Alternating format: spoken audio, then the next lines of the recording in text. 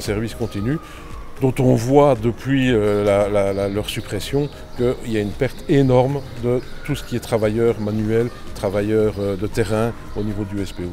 En 2 ans, on a perdu plus de 120 ouvriers au sein du SPOI en 2 ans. Par rapport à ces fonctions fixes, je pense que là, vous devriez faire preuve de souplesse et comprendre que les directions générales doivent avoir, eu égard maintenant au mode de la fonction publique, avec des gens qui sont en mandat, il est normal qu'il y ait une relative souplesse et voir un peu comment dans le temps les choses vont évoluer. Pourquoi? Parce que c'est un corps vivant. Il y a des services que l'on fait aujourd'hui qui datent depuis 10 ans et qui peut-être sont totalement inutiles.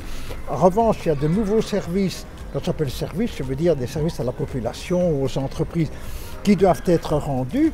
On ne peut pas considérer que tout ce qui est dans le passé, on le garde, et tout ce qui est nouveau, on rajoute. À un moment donné, la boutique s'effondre. On ne demande pas que tous les emplois du cadre soient figés. On demande que les emplois essentiels qui sont aujourd'hui obligatoires, parce qu'on peut faire tout ce qu'on veut, mais quand il faut tondre à un moment donné sur un abord d'une autoroute, je suis désolé, si à un moment donné on ne remplace pas l'agent, il faudra quand même tondre.